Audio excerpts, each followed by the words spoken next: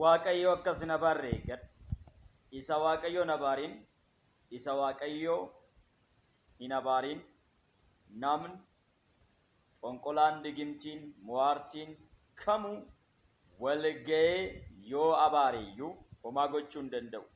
Boleessa ko abaarsa digimtii mortuu hin sodaatin. Israa'el irratti mortuun digimtiin hin hojjetu. Sababbiin isaa Israa'eliin kan eebbise waaqayyo waan ta'eef isa waaqayyoon abaariin namni abaaree homaa gochuu hin danda'u. Isa waaqayyoon eebbisin namni eebbisee homaa gochuu hin danda'u. Isa waaqayyo ol hin kaasin namni ol kaasee homaa gochuu hin danda'u. Isa waaqayyo gad hin deebisin namni gad deebisee homaa gochuu hin danda'u. Kanaaf waaqayyo wajjiniin tokkummaan ati qabdu, jaalalli ati qabdu, nagaan ati qabdu fayyaa haa ta'u. Kan biraa namoota wajjiniin